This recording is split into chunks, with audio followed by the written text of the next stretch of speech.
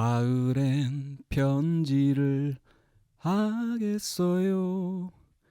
누구라도 그대가 돼요.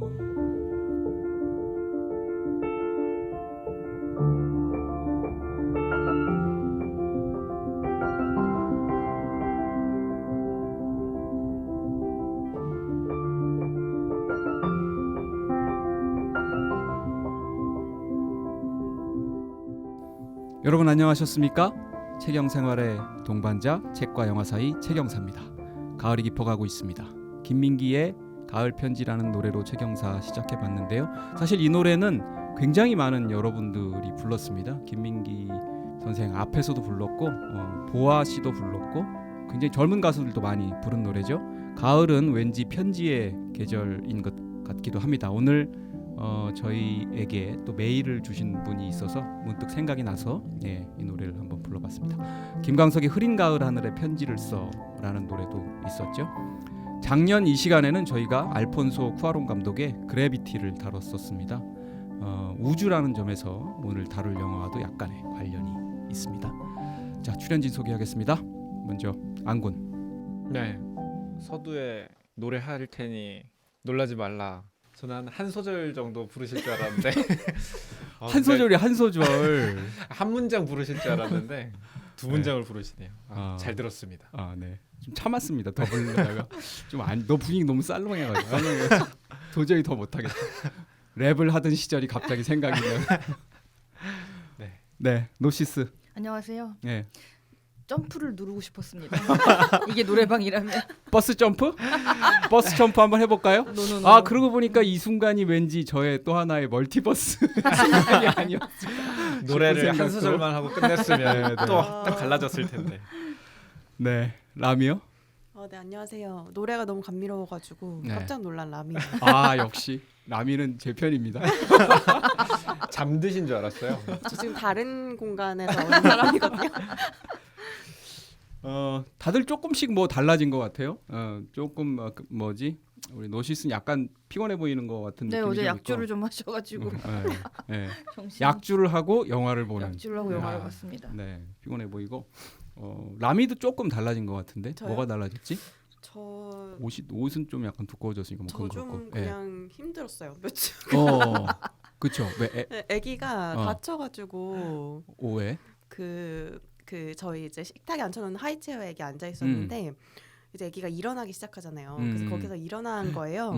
근데 그 앞에 식탁으로 이마를 그냥 들이받았습니다. 그래가지고 찢어졌어요. 그래서 응급실에 가가지고 꼬매고 했는데 아우 정말 응급실 너무 많이 가는 것 같아요.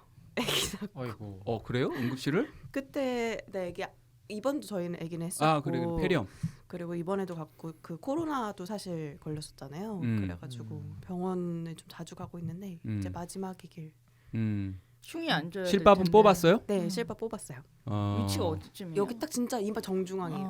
마음 아프니까. 그래가지고 아니 우리 애도 저기 폐렴으로 한번 입원했었고 또 주차장에서 나오다 넘어져가지고 이마가 찢어져가지고 또 응급실에 한번 갔었는데 되게 힘든 게 애를 마취제를 놓잖아. 꼬매야 되니까. 근데 애가 그러니까 뭐 깬 것도 아니고 마취된 것도 아니고 그 묘한 무서웠어요. 순간인데 되게 겁이 나더라고요. 그게. 그러니까 저희 애기도 너무 애기들이 어리니까 가만히 있지 못해서 수면 마취를 살짝 시키더라고요. 근데 수면 마취를 하면 눈을 반쯤 뜨고 있는데 맞아. 약간 의식이 아예 없는 거예요. 마음이 그러니까 철렁해. 좀 이상한 그 거죠. 되게 기분이. 불안하더라고. 그래서 무섭고 되게 무서웠어요. 저도. 그렇게까지 하고 별일 없었으니까 그래요? 아마 그게 아이도 마지막이겠죠? 별일 없는 걸로. 평행 이론인가요? 안구는 상당히 딴 때에 비해서 깔끔해졌네요. 네. 뭔 그치? 수준인가요? 어떤 차이? 머리. 그래요?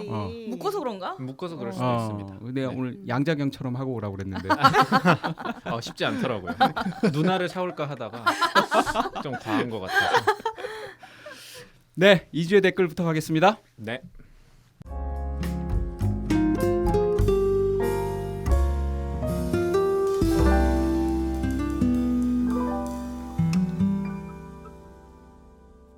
가장 먼저 하얀 레떼님께서 아마 처음 달아주신 것 같아요.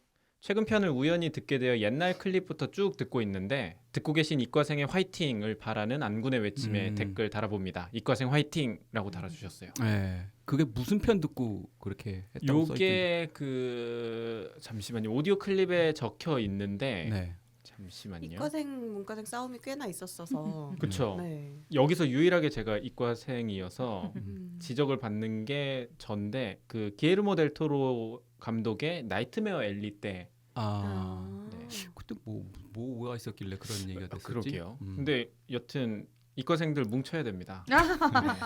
이과생들 안 뭉쳐도 이과생이 많아요. 고등학교 3분의 2가 이과야. 그거는 또 어떻게 될지 몰라요. 저 때만 해도 이과반이 훨씬 적었기 때문에. 그래요? 그렇죠. 그럴 맞아요, 리가 맞아요. 아니, 저희도 그랬어요. 어? 아니, 저 때는 이과생들이 너무 이렇게 무시라기보다는 소수자고, 그러니까 뭐 인문학 열풍 다 인문 다 인문계 아니 인문학이었어요. 인문학이 열풍이었다고 할지라도 기본적으로 반에서도 이과가 차이가- 많이 않아요? 아니에요. 아니요. 나 고등학교 때 문과가 15개 반 중에 10개 반이 이과였는데. 너무 다른 세대죠. 다른 음. 세대. 아, 그런 거예요? 네. 일제시대, 압도적으로 일제시대. 지금의 정반대였어요. 아 그래요? 네.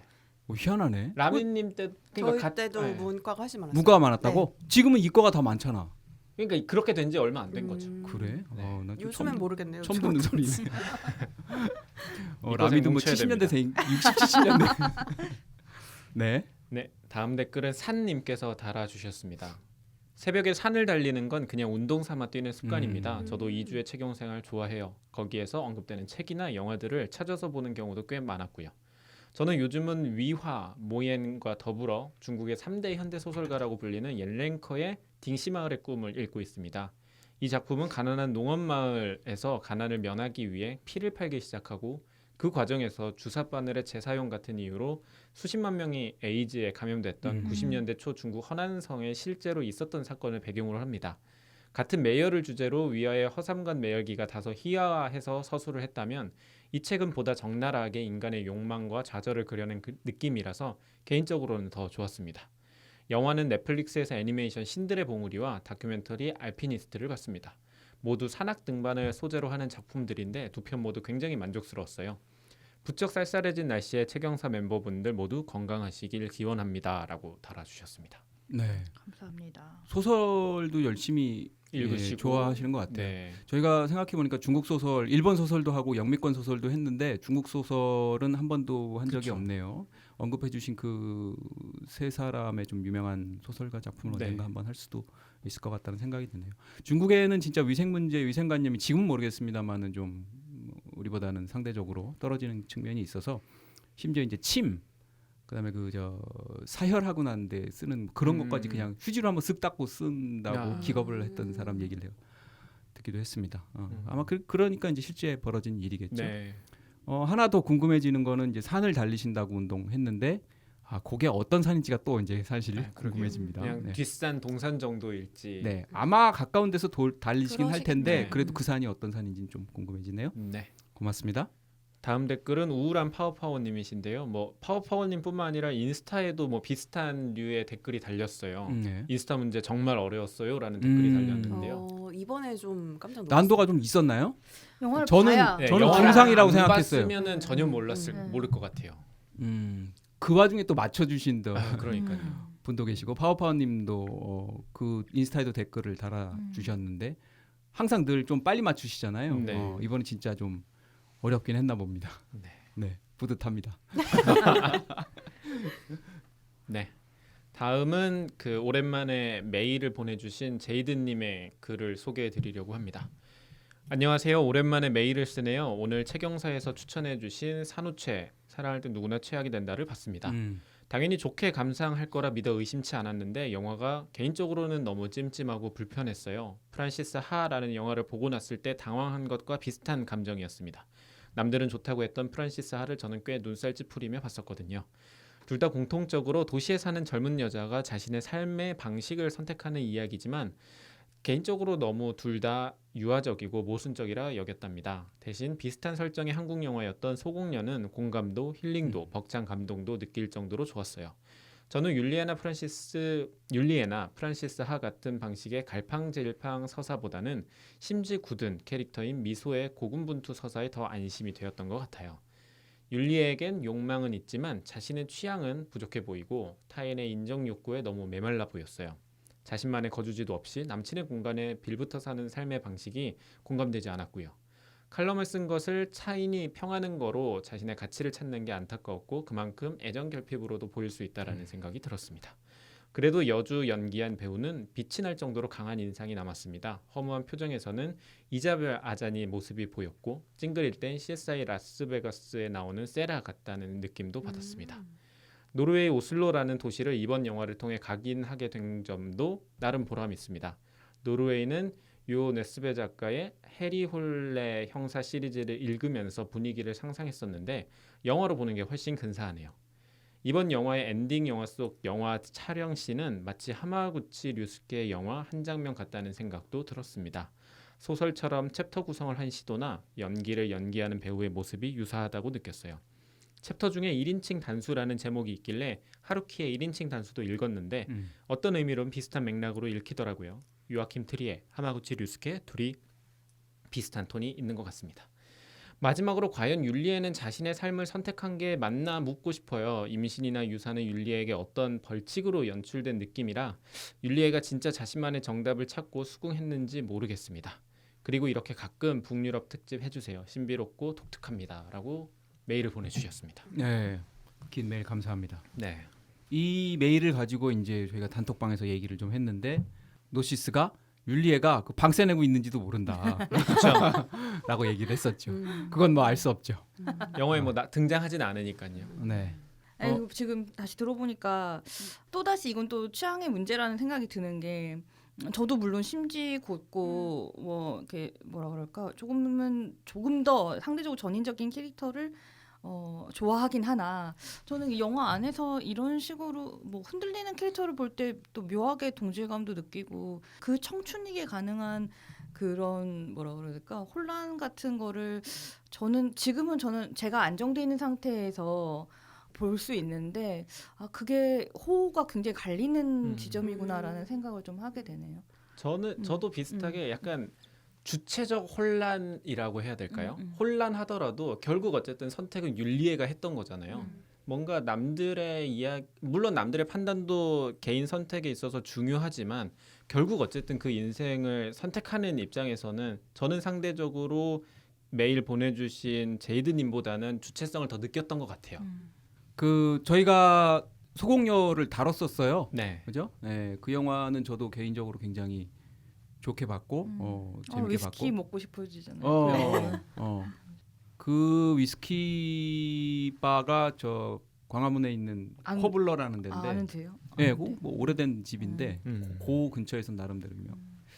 거길 언젠가 한번 좀 가봤으면 좋겠네요. 네. 네. 쏘시죠. 네, 알겠습니다. 감사합니다. 여기서 그럼 약속을 하고 넘어가는 잘 마시겠습니다. 네, 마시겠습니다. 자, 거기까지인가요? 네, 여기까지입니다. 알겠습니다. 최경사는 네이버 오디오 클립하고 팟빵 통해서 들으실 수 있고요. 유튜브로도 들으실 수 있습니다. 메일 주소 불러주시죠. bookmovi42@네이버.com입니다. 북무비42로 이렇게 길게 글을 남기고 싶으실 때 메일 보내주시면 저희가 소개해드리겠습니다. 네, 매주 퀴즈도 나가고 그 다음에 저희 리뷰도 나가는 인스타 계정도 같은 북무비42입니다. 하트, 댓글, 메일 모두 환영합니다. 자, 자본으로부터 독립당한 저희 독립 팟캐스트 최경사 2주의 후원을 알아보겠습니다. 2주의 후원은 얼마나 될까요? 이번 주도 여러분께서 후원을 해주셨습니다. 고맙습니다.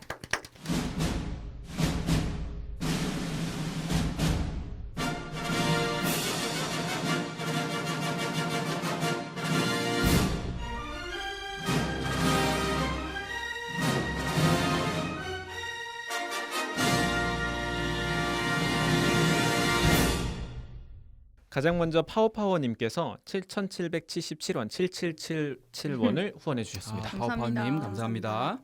그리고 제이드님께서도 5,000원 후원해 주셨네요. 제이드님 고맙습니다. 되게 오랜만에 코니모지님께서 등판하셨나요? 네 16,900원 후원해 주셨습니다. 네. 그 이름 안 바꿨나요? 이름 안 바꾸시고 그냥 하셨어요. 무슨 의미인가요? 뭐 아마도 요즘에 자기 자신을 잃었다고 생각할 거예요. 그래서 자기 자신 찾고 싶지 않을까 그런 생각이 드네요. 16,900원은 뭐? 아, 그 우리 네. 회차에 회차에 맞춰서. 회차에 맞춰서. 아, 늘 그러시는 거예요? 네, 아. 네. 그래서 언제까지 가나 저희가 한번 지켜보기로 했거든요. 그래서 우리가 계속 해야 돼. 아, 진짜 의미 있네요. 네, 1,000원 넘어가면 이제 10만 원대가 되는 거기 때문에 주가가 떨어져가지고 큰일입니다. 여기까지입니다. 네, 이번 주에도 후원해주신 최경사단 여러분 감사드립니다. 자, 계좌번호 불러주세요. 네, 저희 계좌 번호는 카카오뱅크 33332034357666입니다. 네. 자, 두 번째 코너죠. 저희 멤버들이 2주 동안 읽은 책 본영화 소개해드리는 2주의 책영생활입니다.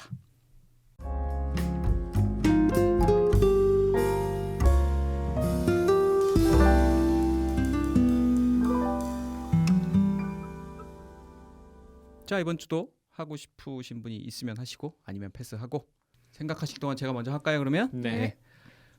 부산국제영화제를 가서 일을 열심히 하다가 시간이 좀 남을 때 영화를 좀 봤는데요. 이번에 양조위가 왔었잖아요. 네. 양조위가 온 김에 화양연화를 한 번 더 봤습니다. 어.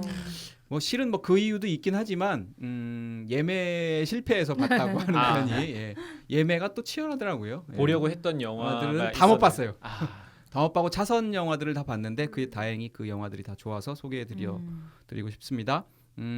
다음 소희라는 이번에 칸에서 그게 아마 맞아요. 감독 주간인가에 올라가 네네. 비평가 배두나 주간인지 씨 뭐 나오는. 올라가 배두나 나오는 건데 이 영화를 상당히 기다렸어요. 저는 뭐 이게 사실 콜센터 노동자 얘기이긴 한데 단순히 이제 저는 그것에 관련한 책도 있고 그래가지고 관심이 있었는데 생각보다 많이 좋아요. 아. 2시간이 넘는데 단순히 이제 콜센터에 관한 얘기가 아니라 여성 서사이기도 하고 그다음에 우리 사회 전반에 뿌리 내려 있는 문제점 뭐라 그럴까 이게 겉으로만 항상 그 성과주의 이런 데 대한 굉장히 통렬한 비판을 담은 영화라서 감독이 도이아 감독. 네 맞습니다. 아. 예. 그래서 지금 개봉을 기다리고 있는데 제가 한번 물어봤더니 개봉이 또 내년이라고 하네요. 아, 예, 그래요? 예, 개봉이 내년이라서 조금 더 기다리셔야 될 것 같고요.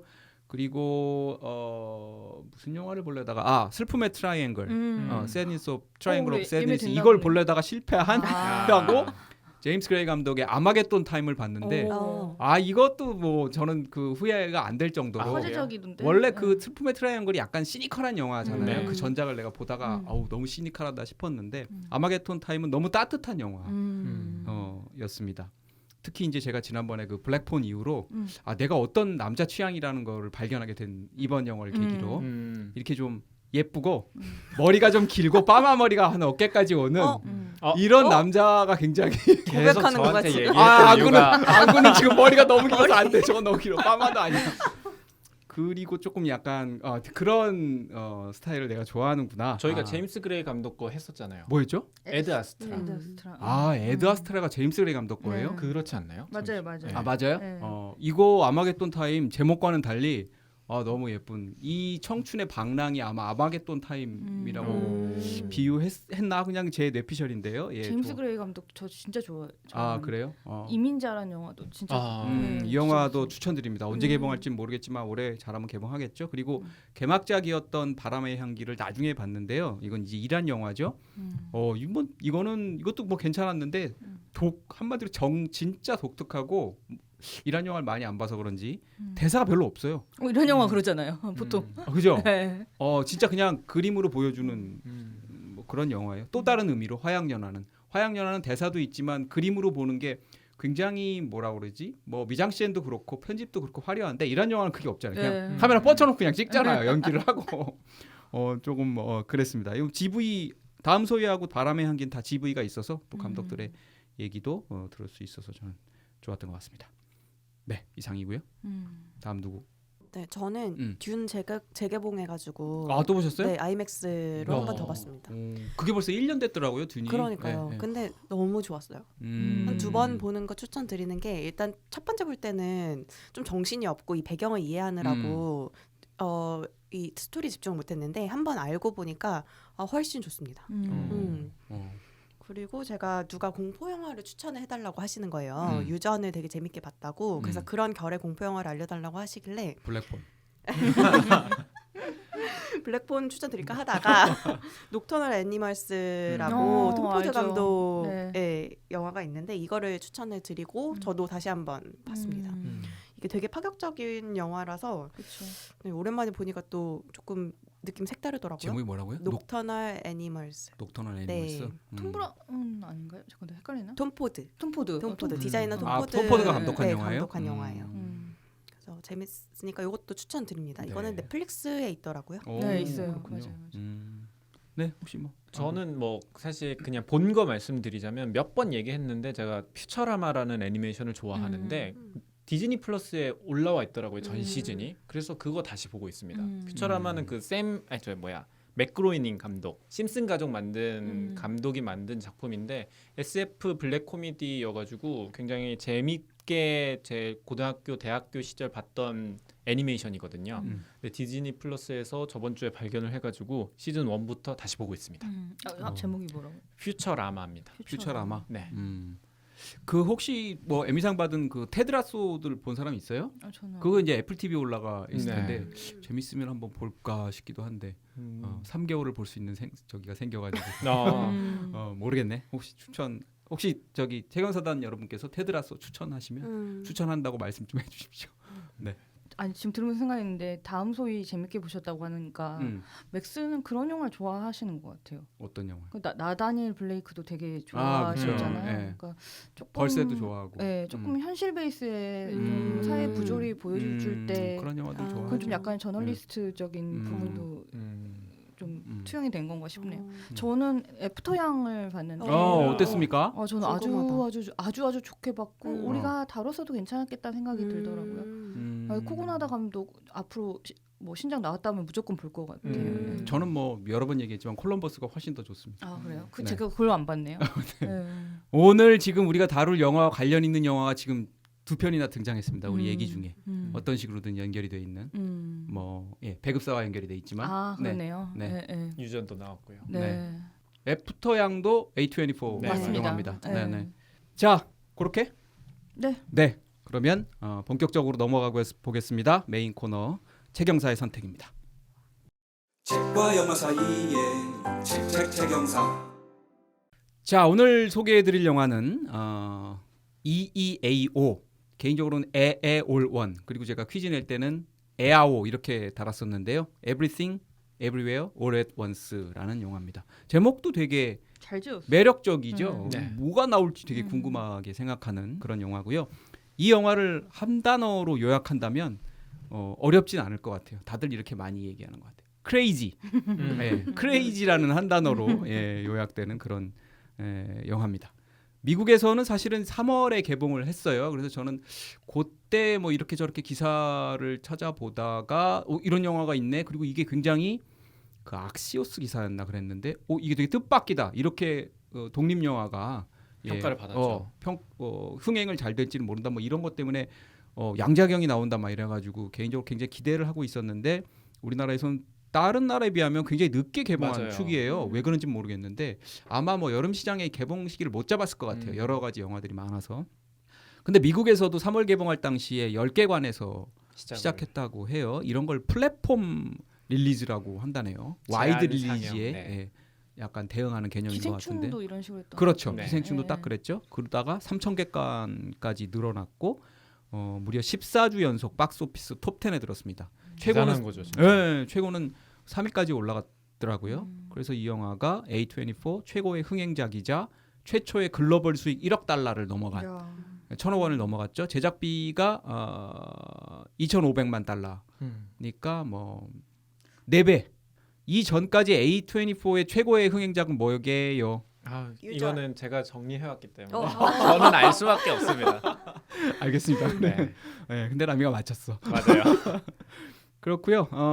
배급사가 이제 A24 많이들 아실 거예요. 미국 독립 영화의 이제 예술 영화의 명가라고 하죠. 예. 근데 웃긴 거는 이게 제작비가 2,500만 달러면 우리 돈 300억이면 이게 비상선언하고 저기 뭐지? 비빌 수 있는 저기 그 뭐야? 약간 망한 영화 뭐. 외계인이요? 외계인 거의 뭐 그 정도 수준이거든요. 근데 독립 영화야 미국에서.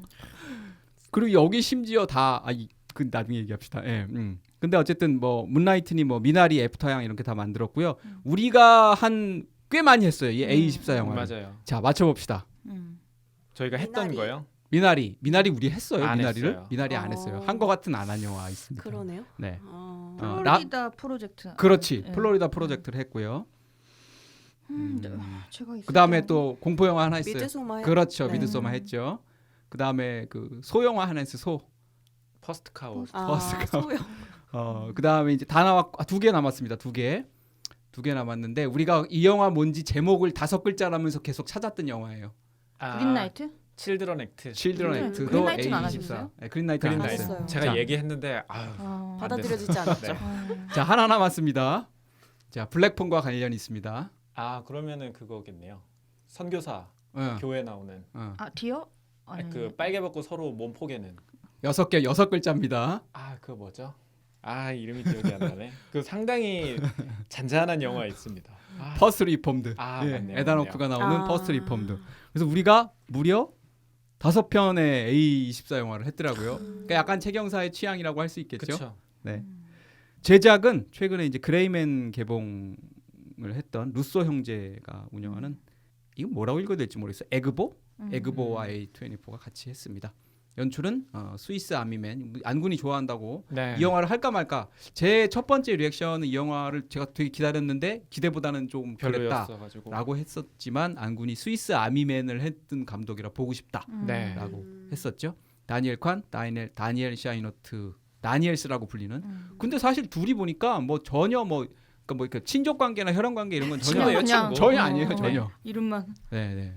그리고 이 영화는 SF도 있고 액션도 있고 코미디, 어드벤처, 드라마 혼종 장르입니다. 이 영화를 드라마로 IMDb에서도 분류를 안 하고 우리나라 등록할 때도 분류를 안 했는데 저는 개인적으로 이 영화가 굉장히 드라마적인 요소가 크다 이렇게 생각합니다. 그리고 할리우드 영화 치고는 이게 사실은 마이너한 게 소수자 영화예요. 왜냐하면 그렇죠. 인종적 소수자, 아시안도 뭐 말레이시아계, 양자경 말레이시아계죠. 키 후이kwa는 저기 베트남계, 네. 베트남계예요. 거기다 약간 퀴어 무비 성격도 있죠. 네. 여성 얘기도 있죠. 그래서 굉장히 정말로 보면 이제 이게 미국에서 주류로 성공하기가 어려울 것 같은 영화인데, 근데 굉장한 성공을 했죠. 거뒀습니다. 자, 이 외에 또 뭐가 있을지 네. 안군의 비하인드입니다.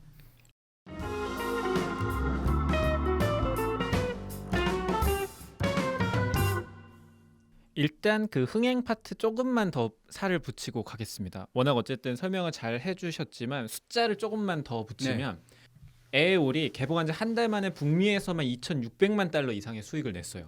그리고 58일째 누적 수익 5,130만 달러를 기록하면서 A24가 미국 그냥 북미 흥행 1위 작품은 언컷 잼스였거든요. 사실 요것도 라미님이 추천해 맞아요. 줘가지고 우리가 네. 아마 2주의 책경생활에서 얘기가 네, 나왔었던 네, 네. 것 같아요. 근데 그거를 제치면서 이제 북미 기록도 1위를 달성하게 되는 거죠. 근데 이 기록이 상당히 대단한 게 미국에서는 3월부터 제한 상영으로 시작했는데 그 사이 등장했던 영화들이 닥터 스트레인지 대혼돈의 멀티버스, 탑건 매버릭, 주라기 월드 도미니언이 있었는데 계속 탑 10 안에 들어 있었던 거예요. 대단한 거죠. 그러면서 이제 글로벌 흥행 1위까지 차지하면서 대단한 A24의 글로벌 네. 흥행 1위. 예. 그러면서 기록을 쌓아가고 있는 중이죠. 10월 13일 기준으로 전 세계 총 수입 1억 달러를 기록하기도 했습니다. 예. 올해 글로벌 흥행으로 치면 한 27위 정도 되는 것 같아요. 네. 네.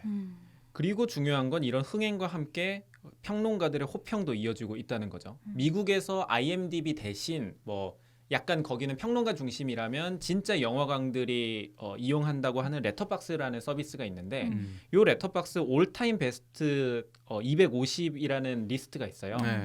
창간 이래 계속 1위를 유지한 작품은 대부원입니다. 어. 근데 요 대부원을 처음으로 꺾었던 작품이 기생충이었어요. 근데 지금은 다시 대부원이 1위를 기록하고 있는데 요 1위를 에어올이 기록을 했습니다.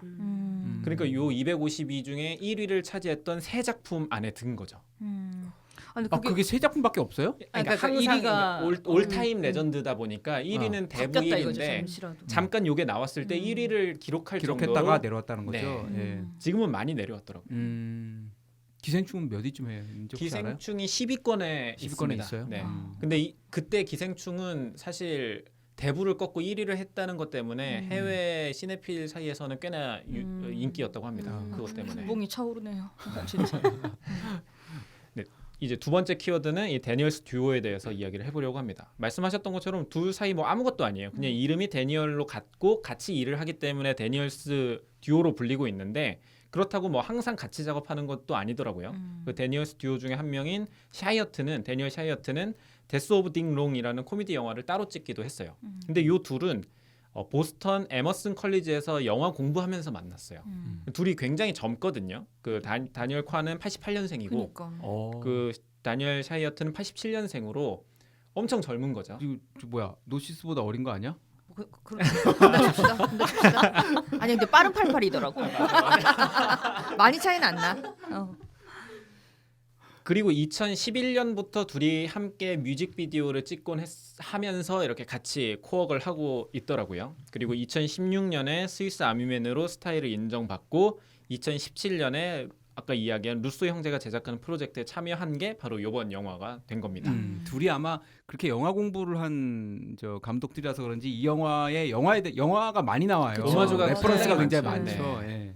워낙 지금 뭐라고 해야 될까요? 스타일을 인정받아서 그런지 A24랑 퍼스트룩 계약을 했고요. 그리고 유니버셜하고는 5년간 영화 독점 계약을 체결했다고 합니다. 성공했네. 사실 여러 그 제작사에서 러브콜을 받고 있어요. 이 영화 제작하기 전에 마블하고도 한번 만났다고 해요. 그 디즈니 플러스의 로키 감독권을 두고 이야기를 했는데 에어올 요거 하기 위해서 거절했다고 합니다. 더 마블 같은 영화를 찍었네. 그렇죠. 근데 사실 로키를 제안받았을 때 둘은 깜짝 놀랐다고 한 게 로키도 다중우주를 다루잖아요. 네. 그리고 처음에 디즈니 플러스에서 로키 그 드라마의 스타일을 그 더글러스 애덤스 스타일이라고 해서 혹시 그 은하수를 여행하는 히치하이커를 위한 알죠. 안내서 제가 그 1인 방송할 때도 소개를 했었는데 이 특유의 스타일로 드라마를 만들려고 했대요. 근데 요 스타일이 사실 요번 영화랑 굉장히 유사하거든요. 굉장히 뭐 만화적이고 막 상상력이 막 통통 튀고 그런 식으로 얘기를 하다 보니까 이거 우리가 하려고 하는 건데 디즈니 플러스에서 하면은 어쩌지라는 생각이 들 정도였다고 합니다. 물론 어쨌든 로키는 거절을 했고요. 이번 영화의 또 다른 주연인 키후이 콴이 로키 시즌 2에 캐스팅됐다고 합니다. 네. 그렇게 또 연관이 네. 다 되네요. 연결이 되네. 네. 역시 멀티버스인가 봐. 그런가 보네요. 그런데 이런 다중우주에 대한 아이디어는 2010년부터 생각을 했었대요. 근데 그 사이에 너무 다중우주에 관한 컨텐츠 영화들이 쏟아지다 보니까 이 다니엘 스튜어는 굉장한 스트레스를 받았다고 해요. 독특한 게 이 감독 둘이 이번 영화 VFX에 직접 참여를 했습니다. 그 감독을 포함해 9명이 이번 영화의 모든 VFX를 만들었는데 이 9명 모두 디자인 스쿨에서 따로 공부를 했던 게 아니라 그냥 온라인 유튜브 튜토리얼 보고 공부를 했대요. 근데 이번 영화 같은 걸 만든 거죠. 근데 보시면은 사실 뭐 CG가 아주 현란한 건 아니고 뭐 중간중간에 뭐 고속샷 같은 거 나오는데 이런 거는 뭐 VFX 쓰지 않고 다 그냥 카메라 프레임 속도 조절하고 슬로우 모션 찍어가지고 그거를 프레임 조절해가지고 만들었다고 합니다. 그래서 상당히 이 정도 규모의 영화면 이 정도 멀티버스 영화면 제작비가 엄청 들었어야 될 것 같은데 네. 많이 세이브했다고. 네. 세이브해도 300억이야. 아니 근데 저는 아까 제작비 듣고 놀란 게 너무 생각보다 적게 들어서 놀랐어요. 그렇죠. 그렇죠. 네. 실제로 뭐 어쨌든 헐리우드 영화랑 비교하면 상당히 그쵸, 작은 맞아요. 편에 그게 다 아날로그로 예를 들면 뭐 막 그 펑 와이어 터지는 것도 액션이라든지 뭐 이런 걸 써서 그러니까 이걸 다 CG로 할 걸 다 실제로 어느 정도를 그랬나 한 봐요. 거죠. 그죠. 예. 네. 원래 성룡을 염두에 두고 대본을 작성했다고 해요. 근데 최종적으로 남편과 아내의 관계에서 아내가 주체적으로 끌고 가는 게 더 설득력 있다는 판단 하에 여성 주인공으로 바꿨다고 합니다. 그것도 굉장히 시대적인 흐름을 잘 읽어내는 그런 것 같아요. 느낌도 있죠. 네. 읽은 건 아니고 그 성룡이 거부했대요. 아 그래요? 그러면서 근데 성룡보다는 저도, 양자경이 훨씬 양자경만 할 수 있는 영화라는 생각이 네. 들더라고요. 여튼 그러면서 양자경을 주연으로 이제 올린 거고 처음에는 성룡의 아내 캐릭터를 맡길 생각이었다고 합니다. 그 덕에 양자경은 헐리우드 진출 20년 만에 단독 주연을 맡게 된 거죠. 대본을 쓰면서 이 주인공 에블린을 ADHD를 앓는 캐릭터를 하려고 했다고 해요. 그러니까 병원에서 진단받지는 않아서 본인이 모르지만 어쨌든 ADHD적인 그 증상을 가지고 있는 사람으로 하면 뭐 가령 주인공이 정신이 너무 산만해져서 다중우주에 접근하는 그런 스토리로 풀어가면 어떨까라는 생각을 했다고 하는데 물론 그렇게 만들진 않았다고 합니다. 근데 자료 조사를 하다 보니 감독 중에 한 명인 다니엘 관 본인 스스로가 이거 난데? 라고 해서 어떡해. 진단되지 않은 ADHD임을 깨달았다고 합니다. 나를 찾아가는 네, 여정을. 영화를 만들면서 본인을 찾았던 거죠. 그리고 원래 아까 얘기했던 스위스 아미맨으로 연을 이어오고 있던 다니엘 레드클리프에게도 요 스크립트를 건네주면서 출연을 제의했었대요. 근데 안타깝게도 일정상의 이유로 함께하진 못했다고 합니다. 요 스위스 아미맨에 대해서 간단하게만 소개하면 정말 재밌는 영화거든요. 그래요? 스위스 아미 나이프라고 아시나요? 그거 알죠, 유명하잖아요. 그러니까 그냥 우리가 생각하는 맥가이버 그쵸, 칼이잖아요. 칼. 근데 실제로 그렇게 여러 용도로 사용하는 칼처럼 스위스 아미 맨인 거예요. 그 다니엘 레드클리프가 그 시체로 등장을 하는데 진짜 다양한 용도로 사용되는 시체 역할을 하거든요. 그렇게 풀어나가는 스토리인데 상당히 재밌습니다. 여튼 이 작품으로 연을 이은 해리포터 레드클리프가 굉장히 이 다니엘 스튜어한테 그 신뢰를 주고 있어서 사실 대본도 읽지 않고 오케이 할 사람들은 요들뿐이다 라고 대외적으로 얘기할 정도로 굉장히 치켜 세우고 있더라고요. 그리고 다니엘 레드클리프가 그 해리포터 이후에 딱히 자기를 내세울 그렇죠. 만한 작품 맞아요, 못 맞아요. 만나고 있기도 하고. 네, 일단 여기까지입니다. 하여튼 뭐 진짜 여러 가지 요소들이 트리비아들이 많은 영화인 것 같아요. 자, 그러면 시청자 여러분 이제 줄거리 들으셔야죠. 라미의 신업입니다.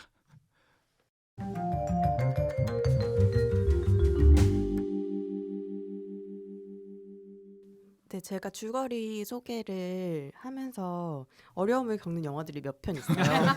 시공간을 초월한다거나 테넷 이런 거 굉장히 혼란스러웠거든요. 이번에도 조금 혼란스럽긴 했는데 저는 이 영화를 되게 좋게 봐서 스포는 하지 않으려고 합니다. 그래서 전체적인 줄거리 알려드리되 스포는 하지 않는 방향으로 할 거고요. 근데 이 영화가 딱 스포가 있는 영화는 아니죠. 사실은 그렇죠. 반전 같은 게 있는 영화는 아니에요. 예. 맞아요. 네. 일단 영화는 크게 3개의 파트로 나뉘어서 흘러가요. 그래서 이게 제목 Everything, Everywhere, 그다음에 All at Once 이렇게 3개로 나눠서 흘러가는데 사실 이거를 영화를 세세하게 설명을 드리면 1, 2, 3부로 나눠서 하는 게 의미가 있지만 오늘 영화 같은 경우에는 전체적인 흐름을 말씀드리는 게 더 효과적이라서 주인공인 양자경을 중심으로 해서 소개를 해드리려고 합니다. 양자경이 영화에서 배역 이름은 안군이 이야기해준 것처럼 에블린이고요. 홍콩의 한 가정에서 태어났어요. 근데 아버지가 굉장히 가부장적인 사람이었어요. 양자경이 이제 딸이니까 아들이 안 태어난 거에 좀 아쉬워하는 그런 모습도 보이고 있었죠. 근데 양자경에게는 어린 시절부터 친구였던 웨이먼드라는 연인이 있었습니다. 그러니까 어렸을 때부터 친하게 지내다가 사귀게 된 거예요. 근데 둘은 양자경 아버지의 반대를 무릅쓰고 결혼을 하게 되고 미국으로 이민을 갑니다. 양자경 부부는 많은 이민 1세대가 그렇듯 세탁소를 차리게 돼요. 그리고 예쁜 딸 조이도 낳고 열심히 살고 있었습니다. 정말 하루도 안 빼고 열심히 살지만 양자경은 항상 바쁘고 나이든 아버지마저 이제 미국 집에 모시게 되면서 자신의 삶이 쳇바퀴같이 돌아간다. 언제까지 이렇게 살아야 될까라면서 좀 지쳐있는 상태였습니다.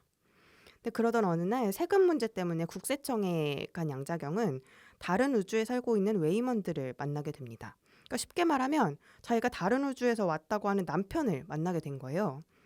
게다가 그의 말에 따르면 이 세상에는 여러 우주들이 있고 그 우주마다 특색이 다른 삶을 살아온 내 자신들이 여러 명 존재하는데 지금 이 우주가 빌런인 조부 투파키에 의해서 위험에 처했다는 겁니다. 여기까지도 받아들이기가 어려운데 더 큰 충격은 느낌이죠. 이걸 구할 사람이 바로 양자경이라는 겁니다. 그러니까 이제까지 평범하게 정말 세탁소 운영하고 살았는데 어느 날 갑자기 다른 차원의 남편이 나타나서 네가 바로 영웅이다 이 우주를 이런 거예요. 구할 사람이다. 네, 그 말도 안 되는 소리 하니까 당황스럽겠죠. 관객들도 당황스럽습니다.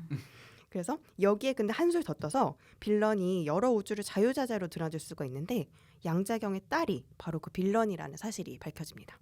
자, 이제 양자경은 멀티버스 난 속에 그거 얘기 안 할 줄 알았는데 더 이상 얘기 안 했는데 이게 스포가 뭐가 있어? 뭐가 있어 도대체? 이 이야기 안 하면 할 수 없어요. 흘러갈 수 없어요. 양자경은 멀티버스 속에 부담 없이 얘기해도 되겠네요. 네, 다 하셔도 될 것 같아요. 다른 삶을 사는 자신들을 이용해서 위기를 극복해 나가는데요.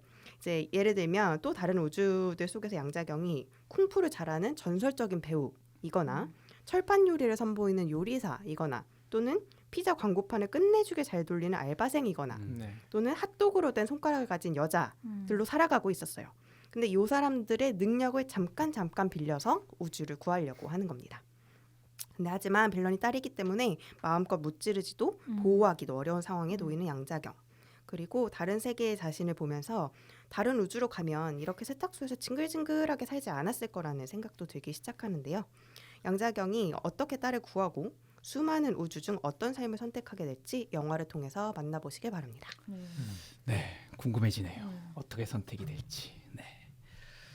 자, 줄거리 잘 들었습니다. 그러면 일단 크게 총평부터 한번 가볼게요.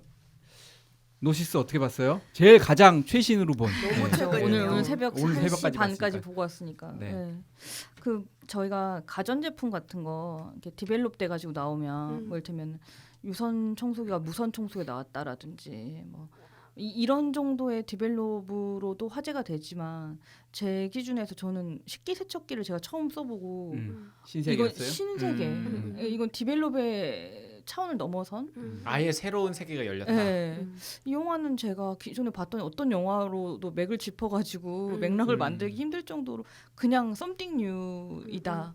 근데 또 하나 근데 또 받아들이기 힘든 현실은 근데 이런 영화가 미국에서 그렇게까지 흥행했다는 거를 제가 어떻게 받아들여야 되는지 아직 저는 좀 정리가 안 된 상태인 것 같아요. 이 낯설고 뭐 약간 나를 당황시킨 이 영화를 미국 사람들은 어떤 맥락에서 재미있게 상업적으로도 성공이 되도록 좋아했을까가 지금 제가 좀 약간 미스터리입니다. 그 어떤 점이 그 썸띵 뉴라고 생각해요? 약간 초반에 사실 저는 좀 불친절한 영화라고 생각을 했거든요. 그러니까 마블에서 다중우주를 다룰 때는 충분히 내가 그 개념에 대해서 뭐랄까 숙지 그러니까 물론 그 이 정해진 세계는 어떤 세계라는 네. 거가 전반적인 그 세계 또 다른 명행 우주에 대한 설명이 있다는 거죠. 네, 그러니까 정해진 시간 안에 제가 나머지 스토리를 따라갈 수 있도록 초반에 굉장히 세뇌시키는 수준으로 나를 이해를 시키고 나서 자기가 하고 싶은 이야기를 펼쳐가는데 이 영화는 자 이런 거야. 지금 너무 이상하고 지금 낯설겠지만 이런 거야. 우리는 이 룰로 갈 거야. 뭐 받아들여. 못 받아들여도 어쩔 수 없어. 우린 다음 스텝으로 넘어갔어. 너무 뭐랄까 나의 동의나 이해를 구하지 않고 마구 흘러가 버리는 이런 것들을 한국 관객들은 조금 낯설어 할 수 있겠다. 한국 관객들은 또 특히나 나를 이해시켜봐. 내가 이 룰 안에서 충분히 이 룰을 가지고 놀 수 있을 정도로 시간을 줘야 해. 막 약간 이런 게 좀 강한 관객들인데 이렇게 막 뭐랄까 다짜고짜 내지르듯이 달려가는 이런 영화를 한국 관객들이 어떻게 받아들일까도 좀 궁금한 상황이긴 합니다. 그러니까 이게 뭐 여러 가지 멀티버스가 나오지만 하나의 멀티버스를 생각을 하기 시작하면 계속 거기서 버퍼링 걸려서 계속 늦어지게 되는 거죠. 생각을 하면 안 됩니다. 이 영화는 그냥 그걸 그 있는 그대로 그냥 그렇다라고 전제를 해야지. 왜냐면 멀티버스도 너무 많이 나오기 때문에 한 멀티버스에 그 정도의 시간을 할애할 시간이 없어요. 그렇죠. 어떤 멀티버스는 불과 뭐 1초도 안 되는 시간에 지나가기도 하죠. 예. 안구는 어떻게 봤습니까? 저는 너무 재밌게 봤습니다. 그 진짜 보면서 일단 저는 스트리밍으로 봤고요. 그래서 집에서 봤을 때 진짜 소리내서 웃으면서 본 영화가 되게 오랜만이었고 진짜? 그리고 ADHD 아니야 혼자서? 진짜 저 개그 코드랑 상당히 잘 맞아서 진짜 낄낄대면서 웃은 장면도 있었고 울기도 했어요. 전형적인 그 MZ 세대 저기 반응이네. 한 두 번 정도 우는 그러니까 눈물이 나올 것 같은 장면이 있어가지고 와 어떻게 이렇게 영화를 만들 수 있을까라는 생각이 들 정도로 만족스러웠습니다. 사실 더글러스 애담스 생각을 안 했는데 그러니까 은하수로 여행하는 히치하이커를 위한 안내서라는 걸 생각 안 했는데 중간 중간에 그러니까 제가 좋아하는 장면들이 다 그런 요소거든요. 뭐 가령 아예 정말 이렇게 일어날 수 없는 행동을 해야지 기술을 받아들이잖아요. 그 모두가 이상한 장면을 하는 장면이 전 너무 좋거든요. 저는 그 씹어 먹을 때는 네. 저 진짜 너무 싫어가지고 전 그 몹샷인데 막 서로가 다 네. 이상한 너무 뻘짓을 하고 재밌었어요. 있는 장면들 막 그런 것들 보면서 와 진짜 유쾌한 감독들이구나라는 생각이 들었거든요. 근데 그것뿐만 아니라 아까 뭐 영화 속의 서두에도 이야기했지만 드라마적 요소가 강하잖아요. 그쵸. 그런 부분에서 스토리적으로 뭔가 감동을 주는 부분에서는 진짜 강력하게 내 마음을 울리는구나라는 느낌을 받으면서 되게 대단한 영화인데라는 생각을 받았습니다. 어디가 특히 그러셨어요? 그러니까 모녀 관계 아니면 저는 부녀 관계? 그 웨이먼드 파트요. 그러니까 웨이먼드가 그 일종 그 선함에 대한 것을 설파하는 장면에서 개인적인 제 가치 철학과 맞닿아 있다는 느낌을 받아서 그런지 그 부분에서 되게 뭔가 용기를 받는 느낌도 있었고 물론 그 화양연화 시퀀스를 말하는 건가요? 화양무연한 시퀀스와 그 계속 왔다 갔다 하면서 그 일종의 착하게 사는 것, 그 폭력이나 내 스스로 나만 생각하는 게 아니라 다수를 생각하는 것이 어찌 보면은 그 가장 이득이 될 수 있다라는 얘기를 설파하는 장면이 저는 개인적으로 되게 좋았고 그 뒷부분에서 이제 그 모녀 사이도 당연히 인상은 깊었어요. 그렇게 두 파트 정도가 굉장히 감동적이었습니다. 그러고 보니까 화양연화하고도 또 연결이 있네. 아이 참 이거 이 영화는 알 수 없네요. 그쵸, 여기랑 막 연결이 돼 있는. 모티브가 너무 많아가지고. 저도 그 점핑 패드 장면, 그 점핑을 하기 버스 점프를 하기 위해서 전제 조건 네. 그 장면들이 저 뭐 다 되게 굉장히 좋아하는 그게 진짜 웃겨. 오스틴 파워류의 아니, 그런 약간 약간 개그를 제가 되게 더러운 좋아하는데, 느낌도 네. 있고, 네. 그거가 되게 좋았고요. 근데 안구는 그 2번 정도 그 약간 울컥했던 장면이 어느 장면이에요? 그 웨이먼드 장면이에요? 그게 다? 네네. 그 웨이먼드 장면이랑 그 뒷부분에서 뭐 마지막에 빨려 들어나가는 걸 어쨌든 결국 다시 잡아내는 그런 장면. 네. 심파 좋아하는구나, 심파. 그러니까 어찌 보면 드라마적인 그 임팩트가 들어가는 부분이라고 할 수 있죠. 뒷부분은 진짜 전형적인 심파인데 웨이먼드 파트는 제 그냥 개인적인 성향 때문에 감동을 받은 것 같아요. 저는 총평을 하자면 처음 봤을 때 제가 단톡방에 남겼듯이 나 이거 추천을 해야 되나, 이거 욕먹는 게 아닌가, 이런 생각을 사실은 좀 했을 정도고, 처음 봤을 때 사실은 좀 이 피곤한 상태에서 쫓기듯이 가가지고 봤는데 정신이 하나도 없고, 그랬다면 진짜 힘들었을 영화가 네, 될 것 같아요. 너무 힘들고 또 기대치가 너무 높았기 때문에 처음에는 사실은 거의 크게 실망했었습니다. 크게 실망을 했고, 근데 제가 이렇게는 안 될 것 같아가지고 한번 다시 봤어요. 이번 주에 다시 봤죠. 개봉날 아침에 조조를 가서 정신을 차리고 딱 봤더니 이게 좋았습니다. 저는 이게 사실은 닥터 스트레인지 올해 개봉했던 600만을 동원했던 영화의 부제가 대혼돈의 멀티버스. 예, 대혼돈의 멀티버스. 이 영화에 더 맞는. 인더 멀티버스 오브 매드니스인데 이 영화에 딱 맞는 제목입니다. 그렇죠. 사실은. 예. 그 닥터 스트레인지보다 훨씬 좋았고, 무엇보다 이제 각본이 굉장히 뛰어나다. 이 모든 걸 엮어낸 생각이 들었고, 그리고 이런 정신머리 없는 편집을 끝까지 몰아붙이는 것 역시 대단하다. 정말 이거를 크레이지다 이거는. 이거를 도대체 어떻게 하려고 이렇게 편집을 하는가? 이런 생각이 좀 들었어요. 근데 이 영화는 그렇기 때문에 심지어 이 개인인 단 한 사람인 저 안에서도 좋았다 싫었다가 컨디션에 따라서 맞아요. 반복되는 영화, 바뀔 수 있는 영화이기 때문에 많은 사람들이 일단 이제 관람객 실평점 리뷰를 보면 알겠지만은 생각이 다를 수 있는, 심지어 맞아요. 전문가 내에서도 그런 생각이 드는 영화였고요. 제가 그 가끔 참조하는 그 뉴요커의 영화평을 쓰는 사람이 있어요.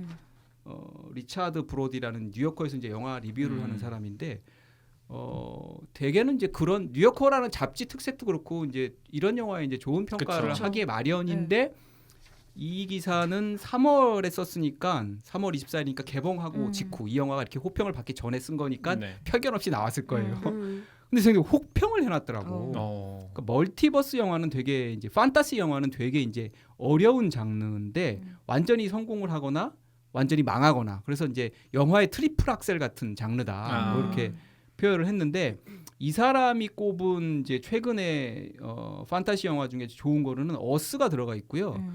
프렌치 디스패치가 들어가 있어요. 프렌치 판타지. 디스패치를 판타지로 이 사람은 또 보네요. 근데 이 오레던스 에브리띵 에브리웨어 같은 경우는 완전히 이 판타지가 기업화한 과잉 프로덕션 그리고 과잉 매니지먼트 슈퍼히어로 프랜차이즈의 그것의 대표적인 사례다라고 해서 망했다.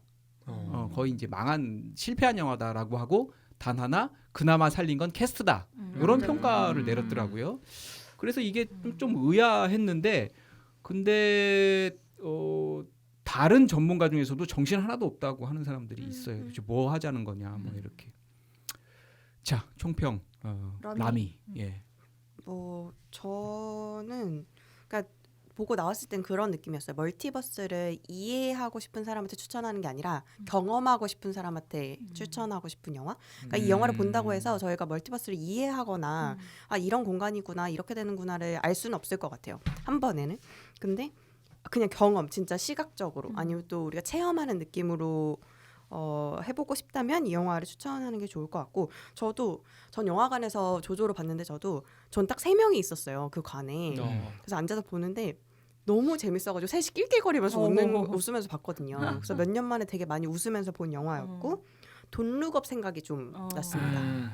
약간 그런 거기서 더 나가긴 했는데 그 결에서 좀 그 결 같은 느낌이 좀 들었었고 그리고 저 같은 경우는 안군이 아까 이야기했던 그 특이한 행동들, 그러니까 발상이 일단 너무 좋은 것 같아요. 이 영화 안에서 나타나는 발상, 뭐 라쿤쿠니도 그렇고 손가락 핫도그도 그렇고 구글리 아이도 그렇고 너무 발상이 다 재밌는데, 그러니까 우리나라에서 흥행이 어려울 거라는 생각도 나오면서 같이 들었던 게 우리나라 사람들이, 그러니까 제가 옛날에 매지션 누가 인터뷰한 거 봤는데 마술을 보여주면 우리나라 사람들은 유독 이게 어떻게 글쎄. 이렇게 되는 건지를 파악하려고 한다는 거예요. 근데 뭐 미국이나 유럽에서는 그냥 웃고 신기하고 이런 거 끝인데 그걸 해석하려고 하니까 맞아요. 항상 어렵다고 했거든요. 그러니까 놀라게 하는 게.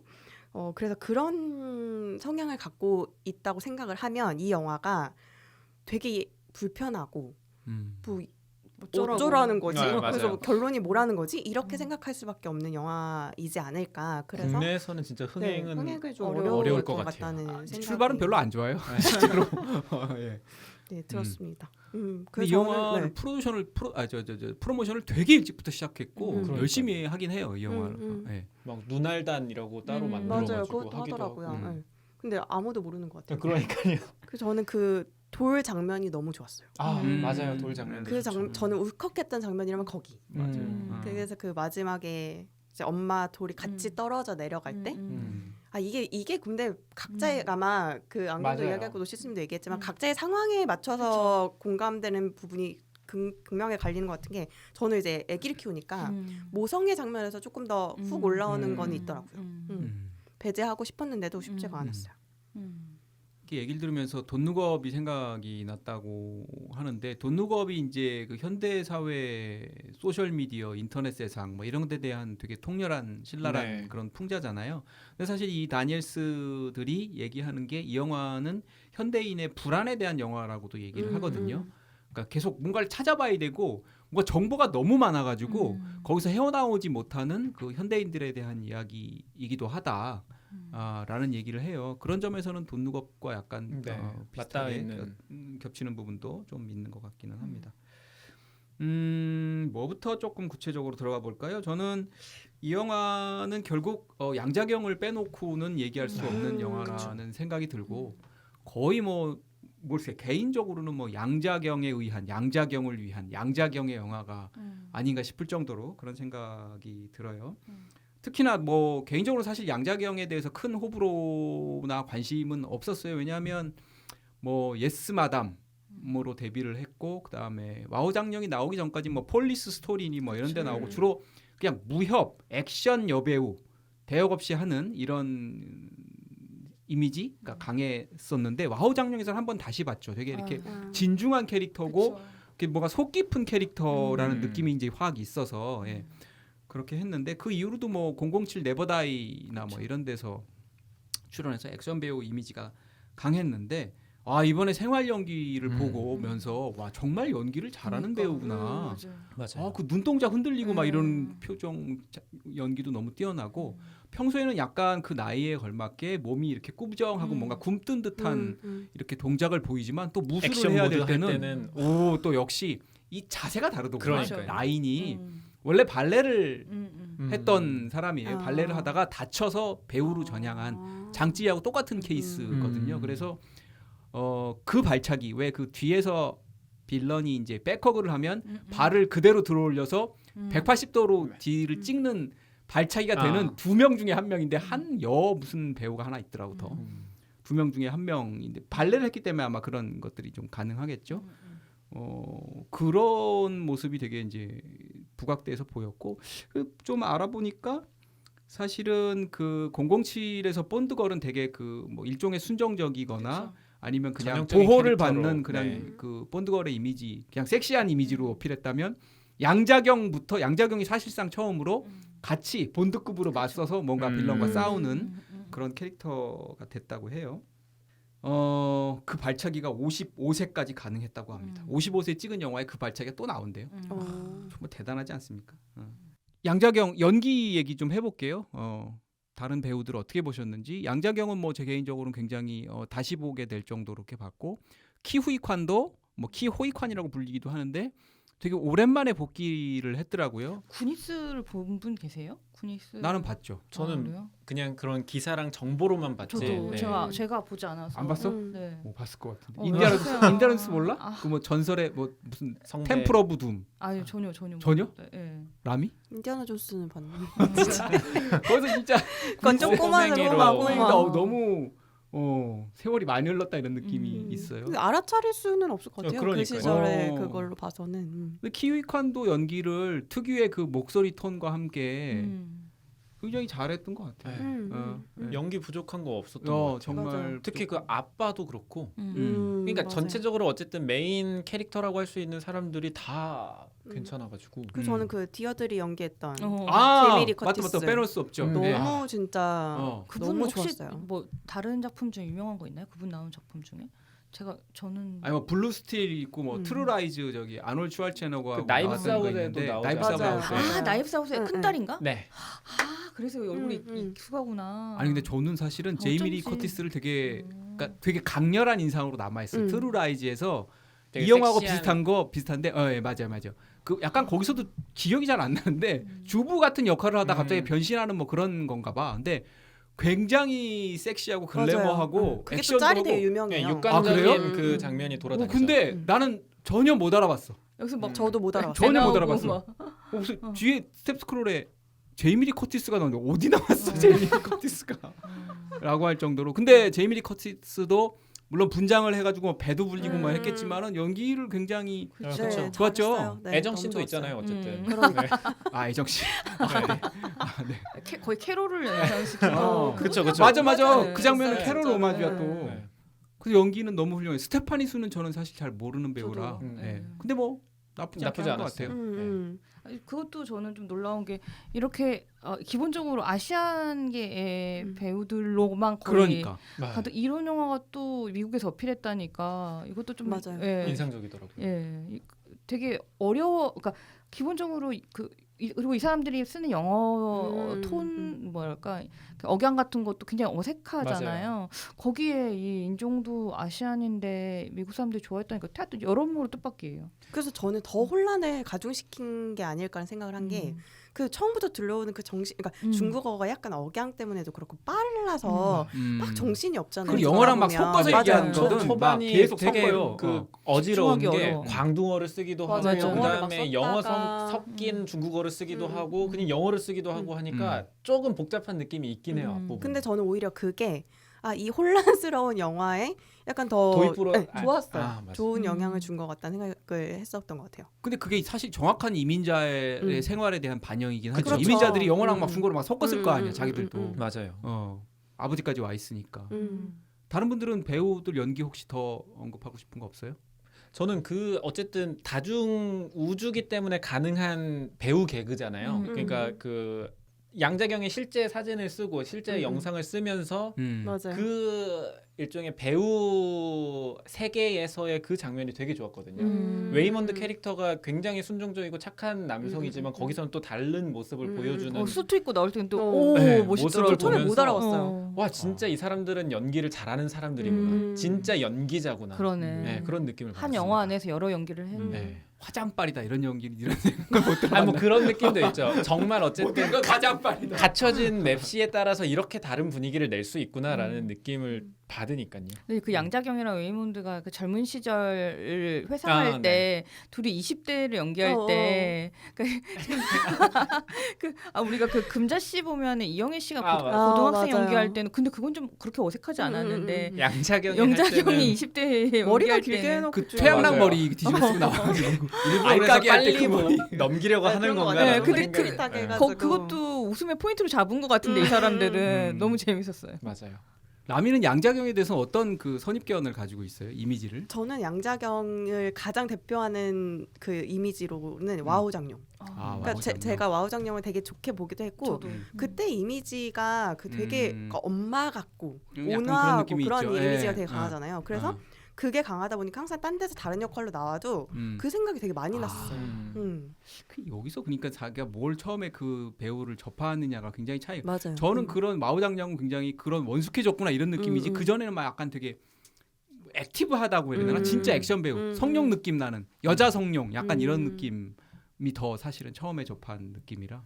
저는 양자경이 아까 언급하신 007 시리즈에 본드걸로 나오는데 그때 되게 화제였어요. 제 기억에 일단 아시아인 배우, 첫, 네, 그리고 두 번째 아시아인으로는 두 두 번째인가요? 번째예요. 예. 그리고 기존의 본드걸보다 나이가 좀 있는 상태로 출연을 했고, 근데 아까 말씀하신 것처럼 기능적인 역할이 아니라 그 나름의 사건 해결에 되게 적극적으로 참여하는 캐릭터로 나온다고 하면서 그때도 뭐 지금보단 덜했지만 그 여성을 재현하는 방식에 대해서 양자경이 굉장히 좀 자기 생각을 가지고 어필해서 또 성취한 부분이 있다라는 기사를 읽었던 기억이 있어서 되게 그 할리우드에서 아시아 배우가 그런 식으로 목소리 내기가 더더욱 어려웠을 텐데 그런 면에서도 조금 멋진 배우로 좀 기억하고 있긴 해요. 그리고 좀 최근의 행보가 거의 샹치에서도 맞아, 나왔었잖아요. 샹치 그리고 거기서도 좀 그런 멋있는 이미지였고 그 전에도 저는 그 크레이지 리치 인 아시아 그게 좋다면서요? 네, 거기서도 그 얘기가 엄마로 많이 나왔거든요. 나오더라고요. 네. 근데 거기서도 굉장히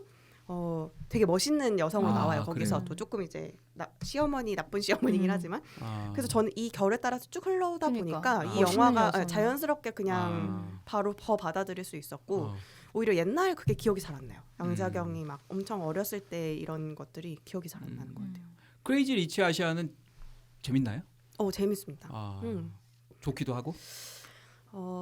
이게 뭐 영화적으로 너무 좋다는 아니지만 재밌고 즐겁게 볼 수 있어요. 네. 딱 그냥 제목만 들었을 때 뭔가 땡기지 않아가지고 안 봤는데 뭐 얘기를 많이 되는 것 같더라고요. 얘기가. 뭐 아카피나도 나오고 되게 재밌는 캐릭터들이 맞아요. 많아서 지금 생각해 보니까 이 영화랑도 조금 비슷한 결이 있네요. 이 사실 키우이칸이 그 인디애나 존스를 하고 구니스를 하고 더 배우를 해보려다가 그만두고 스턴트 코디네이터하고 조감독을 했어요. 2046에 조감독을 했더라고 키우이칸이 왕가위에. 근데 그렇게 간 이유가 서양 이 벽에 부딪힌 거예요. 배리어가 있었던 거야. 더 동양 이상, 배우가 네. 더 이상 할 수 있는 게 없었어가지고 그랬다가 이번 영화에 출연한 것도 사실 그 크레이지 리치 아시안을 그러니까요. 보고 나도 자신감을 맞아요. 해볼 수 있겠다라는 감명받았다고 하더라고요. 했다고 해서 이 영화를 했다고 하는데 그 양자경 같은 경우가 바로 그런 영감을 준 거죠. 키우이칸에다가. 근데 양자경도 사실은 홍콩 배우 중에 유일하게 이제 이 헐리우드에 안착한 차끈한 그런 배우로 불리거든요. 기타 홍콩 배우들은 다 한두 편씩 하고는 떨어져 나갔어요. 근데 양자경은 이제 언어적인 측면도 좋고 왜냐하면 영국에서 발레 학교를 다녔기 때문에 영어가 굉장히 플루언트한 부분이 있고 그래서 그랬는데도 양자경도 주연을 계속 못. 주연도 못했고 할리우드 배우들이 자기 연기로 평가 자체를 안 하려고 하는 거에 대해서 굉장히 상처를 받았다는 얘기를 해요. 근데 이제 지금은 그걸 많이 극복하고 이번 올해 토론토 영화제에서 무슨 그라운드 브레이킹 상인가 그 여성들한테 되게 희망과 용기를 주고 뭔가 새로운 경지를 개척했다는 그 상을 받았더라고요. 토론토 영화제에서. 소름 돋네요. 그러니까 양자경이 그런 점에서 되게 양자경은 굳건하게 자기 자리를 할리우드에서 계속 걸어오고 있었다라는 점에서 또 영화 외적으로도 평가를 할 수 있는 부분이 에블린 있는 것 캐릭터 같아요. 같네요. 진짜로. 네. 그래요. 맞아요. 자, 그다음에 한 뭐 연출 얘기를 간단하게 해볼까요? 굉장히 뭐 재기 넘치는 건 맞는 것 같고 우리가 얘기했다시피 뭐 라따뚜이도 들어와 있고 2001 스페이스 오디세이 오, 그 진짜. 고릴라 나오는 거 네. 음악도 똑같이 쓰지 않았어요? 음악을 맞아요. 완전히 똑같나요? 아니면 약간 근데 그런 약간 느낌 그런 느낌 예. 동일한 곡인데 변주를 아, 준 그래요? 네. 빵 터졌네. 그리고 뭐 핫도그 씬에서는 캐롤의 느낌, 매트릭스 느낌은 전반적으로 다 있고요. 화양연화 그 저기 뭐야 에블린하고 레이먼드가 얘기할 때 그런 느낌들을 또 다 갖다가 차용. 이 정신없는 와중에 또 그걸 또 다 그러니까. 끌어들여다가 또 넣었죠. 그리고 보면 이 영화는 화면비가 계속 바뀌어요. 그쵸, 맞아요. 그쵸. 1.85대 1로 했다가 그 IMAX. 멀티버스 넘어갈 때는 2.39대 1로 갔다가 또 플래시백은 전부 4대 3으로 처리했습니다. 네. 옛날 느낌으로. 예, 예. 맞아. 그래서 연출은 뭐 영화를 아까 안군이 얘기했듯이 되게 오랫동안 썼던 것 같은데 각본을 그 드림만큼의 어떤 나온 것 뭔가가 같아요. 나온 게 아닌가 하는 생각은 좀 들어요. 예.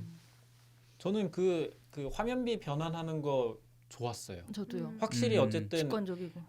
워낙 어쨌든 복잡한 상황에서 여기는 다른 세계야라는 거를 그냥 간단하게 화면비로 보여주는 처리였으니까 네, 되게 좋았습니다. 근데 저는 사실은 그걸 인식을 잘 못한 게 너무 정신이 없는 나머지 화면비가 뭐 바뀌는지 완전 사실 처음부터 인지하기는 어려운데 그런 것 같아요. 약간 색이 좀 잔잔해지면 바뀌네라는 게 인지되기 시작했던 것 같아요. 그래서 저는 듄을 보고 이 영화를 봤잖아요. 아. 그러니까 어떤 느낌이 있었냐면 그러니까 듄도 진짜 영화다운 영화라서 그러니까 현실성이 아예 떨어지는 이야기다 보니까 되게 몰입하게 돼요. 그래서 나오면은 약간 멍하고 나는 이 우주의 먼지 같은 이런 존재 막 하면서 살게 되는데 그러고 딱 이 영화를 또 보니까 또 엄청 몰입을 하게 되는 거예요. 그 현실과는 동떨어진 어떤 그런 거. 그래서 영화가 그 현실에서 보여주지 못하는 걸 해냈을 때의 느낌 좀 명확하게 보여주는 영화였던 것 같고 진짜 오랜만에 되게 빠져들어서 봤던 것 같아요. 스토리가 되게 좋지 않나요? 저는 어떻게 이렇게 썼을까 싶다는 생각이 들었어요. 사실 좀 뻔한 내용일 수도 그러니까요. 있는 건데 큰 줄거리는 네, 뻔한 네. 내용이죠. 네. 그냥 결말도 서로 그냥 그렇고. 각자의 세계를 살고 있는 세대 간의 갈등이라는 느낌으로 묶을 수 있잖아요. 근데 그걸 어떻게 멀티버스로 생각할 수 있었을까? 대단한 아이디어였던 것 같아요. 그래서 저 아까 그 뉴요커 그 기자가 평론가가 썼다는 그 글 중에 그 멀티버스를 가장 뭐 상업적으로 이용한 가장 그러니까 그 뭔가 그 말 그런 취지 아니에요? 속성을 잘 이렇게 뭐랄까 반영하거나 이용하지 못하고 되게 그냥 상품적으로만 상업적으로만 이용했다 이런 취지 아닌가? 그런 것 네. 같아요. 예, 그렇다면 저는 완전 그 의견은 완전 반대인 것 같아요. 그러니까 멀티버스를 가장 스토리 안에서 제대로 녹여내가지고 멀티버스가 갖고 있는 의미적인 접근으로는 가장 제대로 접근한 영화 아닌가. 이런 의미네요. 그러니까 프렌치 디스패치나 어스 같은 거는 그들의 예술적 성취는 이제 더블이 됐는데 배가 됐는데 그게 뭐냐면 그런 어떤 판타지의 상업화나 그다음에 오버 프로덕션, 오버 매니지먼트, 슈퍼히어로 프랜차이즈 오버 매니지먼트에 대한 저항 때문에 그들의 예술적 성취가 2배가 됐다 이런 뜻이네요. 그게 바로 저기랑 이 영화랑 관련이 있는 건 아니고. 저는 좀 아이고 뭐 저렇게까지 하면서 웃었던 게 그 저기 뭐죠? 그 베이글 나오는 장면에서 그러니까 블랙홀을 이를테면은 은유하는 거잖아요. 공허함. 네, 블랙 그래서 베이글. 모든 것이 그러니까 그 빨려 들어가고 뭐 부스러지고 공허함을 근데 우리가 그거를 은유할 수 있는데 그걸 비주얼적으로 베이글로 거대한 보여줄 베이글이 때 떠다니니까. 이 영화는 정말 정말 재밌는 영화다. 그러니까 앞뒤 설명이 없잖아요. 저게 왜 베이글인지, 저게 왜 저기에 있는 건지 앞뒤 설명이 전부 그러니까 앞뒤 설명 할 수도 없어 이 영화. 지금 짜증이 나 있는 표정인데요. 할 수도 없어. 처음 봤을 때 감정 상태. 다시 올라오네. 근데 사실 베이글을 설명하면 되게 구차해지지 않아요? 그렇죠. 네. 아니 최소한의 클루라도 있어야 돼요. 아니 뭐 그러면 뭐 손가락이 핫도그인가 받아들였어요? 저는 거기 보고 진짜 질겁해가지고 그러니까 바로 그런 점이 이 영화를 싫어하는 사람들한테는 그렇죠. 그렇죠. 저들이 무슨 싫은 뻘짓을 거죠. 하고 있는 건가 어쩌라고, 도대체 어쩌라고. 뭐냐 저게 도대체 이렇게 얘기가 나올 수 있을 근데 것 처음에 쓰려고 했대요. 감독은 이 베이글을 종교로 만들어서 교리도 만들고 이러려고 했는데 사실 공허함이 핵심인 일종의 그 블랙 베이글인데 거기에 교리를 만든다는 것 자체가 위배되는 것 아닌가라는 생각에 다 없앴다고 합니다. 그럴 수 있겠네요. 그래서 제가 사실 이 영화의 이제 시나리오를 좀 찾아봤어요. 안군이 뭐 찾으면 영어는 나온다고 네. 해가지고 나오긴 나오는데 그래서 보는데 이상한 게 제키 계속 이렇게 나오는 거야. 제키하고 이름이 모르는지 앞부분에 제키란 사람이 어디 나왔어? 나 예전 이러고 버전인가 계속 보네요. 뒤로 넘어가 보니까 성령 버전으로 써놓은 게 돌아다니고 있습니다. 그거 제키 한번 찬. 재밌겠네요. 그것도 성령 그리고 내용이 시작부터 달라요 아예. 그러니까 성령이 그냥 그 장면을 처음에 그 세탁소 2층에 가정집 같은 데서 시작을 네. 하잖아요. 아예 다른 데서 시작해요. 무슨 강의실 같은 데서 시작해. 그러니까 완전히 다른 버전. 대사가 다 달라. 일부 겹치긴 하는데 그 돌아다니는 게 있으니까 혹시 그거는 보면 재밌겠네요. 저는 근데 양자경이 이번에 멋진 캐스팅이었다고 생각하지만 성령으로 하고 양자경이 예를 들면 지금 레이몬드 버전의 그런 밖에서 온 뭔가 그런 사람이라고 해도 그것도 궁금해요. 성령이 나오면 또 다른 느낌이 나올 것 같아요. 큰 감동을 받아요. 다 쓰러뜨리고 저는 사실 웨이먼드 캐릭터도 어찌 보면은 양자경에 붙어 있는 캐릭터라고 생각할 수 있잖아요. 근데 되게 잘 세팅되지 않았나요? 네, 진짜 좋았어요. 네, 저는 그러니까 웨이먼드가 참 전 좋았습니다. 조연인 것 같지만 그냥 주연 중에 하나고 진 주인공이 될 수 네네. 있어요. 마지막에 어쨌든 양자경이 마음을 돌리는 건 딸을 위해서도 있지만 사랑해주는 그 남편, 웨이먼드 때문이기도 하잖아요. 그 역할을 정말 잘 해낸 것 같아요. 그래서 저는 별의 순간으로 꼽은 것도 이제 조브 투파키가 등장하는 장면들도 재밌었지만 웨이먼드가 이제 자기가 이게 내가 살아가는 방식이고 이게 내가 싸우는 방식이라고 맞아요. 얘기해주면 양자경이 그걸 반영해서 싸우잖아요. 좋게 다 해주잖아요. 총알도 막 눈알로 던져주고 안아주고 뭐 너네 둘이 결혼시켜주고 뭐 위로해주고 이러잖아요. 근데 그 장면이 전 너무 좋았어요. 저게 진짜 그래 사람마다 싸우는 방식이 다 다르고 맞아요. 그 방식을 온전히 받아들이는 양자경의 모습이 되게 우스꽝스럽지만 정말 잘 표현했다. 그런 생각이 들더라고요. 저는 그래서 제키 찬보다 양자경이 좋다고 저는 느끼는 게 그 오리지널 스크립에서는 또 캐릭터가 어떻게 달라질지 모르겠지만 그러니까 그 역할을 양자경이 남편의 도움을 받고 뭐 약간 이런 구도로 가는 게 저한테는 좀 더 신선하고 좀 맞을 것 같아요. 그러니까 그러니까 남편을 뭐랄까 이혼을 고민하고 뭔가 이 결혼 생활에 대해서 회의를 느끼고 있고 또 그 상대 배우자를 돕고 이거를 여성이 하면은 조금 전형성을 갈 느껴질 것 수 같아요. 있죠. 네. 지금 라미가 얘기한 거를 저는 명대사로 꼽았는데 예를 들면 뭐 그래서 아까 이제 그건데 사람들은 싸우는 거는 무섭고 혼란스러워서 싸운다. 레이먼드 얘기죠. 내가 세상을 밝게 보는 거는 뭐 내 천성이라기보다 그게 전략적인 거다. 그건 이제 화양연화 장면에서 그런 얘기를 하죠. 그래서 이게 내가 살아남는 방식이다라고 하고 뒤에서는 이제 라미가 얘기했듯이 양자경이 그걸 바라서 눈알 붙이고 하는 그 장면, 그 대사들이 저는 굉장히 저도 그렇습니다. 그래요? 네, 제가 그 그랬죠. 인상 깊었던 게 네, 저 진짜 그냥 개인적으로 저는 그 다른 사람을 배려하는 게 가장 이기적인 행동이라고 생각하거든요. 저 스스로는. 그러니까 나를 위한 가장 좋은 행동은 남을 배려하는 게 결국 나에게 돌아온다라는 생각을 하고 있어서 전략으로 그렇게 생각을 하고 있는데 그 얘기를 웨이먼드가 하길래 힘이 됐습니다. 웨이먼드 연락 주세요. 이과생이 뭉치는 게 아니라 웨이먼드와 함께 뭉쳐야 될 것 같아요. 저는 이제 별의 순간 중에 하나가 그 바위 씬. 바위 너무 좋았어요. 바위 씬 너무 진짜. 그리고 거기서 쉬어갈 수 있어서 일단 좋았고요. 숨 좀 돌리고 갈 수 있어서 거기서 대사들도 또한 저는 또 명대사라고 생각합니다. 자막이 기가 막히죠. 에블린이 이제 에블린 바위가 이렇게 얘기해요. 내가 모든 걸 망쳐놔서 미안해. 그랬더니 조이가 딸이 여기선 걱정할 필요 없어. 그냥 바위가 되면 돼. Just be a rock이라고 얘기하죠. 그리고 에블린이 또 내가 되게 바보처럼 느껴진다라고 하니까 조이가 우리 모두는 어리석어. 그게 바로 인간이야라고 얘기합니다. 되게 위안이 되는 그런 맞아요. 대사였어요. 그 부분이. 다른 분들 혹시 별의 순간, 꽝의 순간 꼽아주실래요? 저도 우리 누구냐 안군이 말한 거 그 대사 웨이먼드가 그 대사 말할 때 저도 가슴이 좀 울렸던 것 같아요. 그러니까 내가 세상을 그러니까 이건 순진한 게 아니라 전략이야. 그거는 저도 사실 그런 네, 정확히 양군이랑 어떻게 우리가 만나면 조선해 봅시다. 웨이먼드랑 뭉쳐봅시다. 셋이 한번 술을 한번 마셔야 될 것 같은데 저도 그 대사가 너무 좋았습니다. 꽝의 순간 전 좀 특이한데 뭐요? 이거는 당연히 뭐 이마저도 풍자이겠지만 강아지로 싸우는 장면은 저는 좀 힘들었어요. 강아지로 싸우는 장면이 어디 강아지로 이렇게 돌리면서 아. 하시잖아요. 역시 또 동물 아니, 사랑하시잖아요. 너무 반려견과 같이 지낸 사람으로서 아니 알겠는데 예, 너무 비꼬는 게 네, 가득하잖아요. 던지고 만약에 가려면 안돼 막 이렇게 또 따라가고. 너구리 혹시 키워보고 싶지 않던데. 너구리. 너구리 진짜 너구리 빵 터져. 조금 징그럽지 않았어요 근데 말해가지고 그게 실제 너구리가 아니라 가짜 너구리다 보니까 그렇게. 네, 약간 그 스톱모션 느낌이 맞아요. 나죠.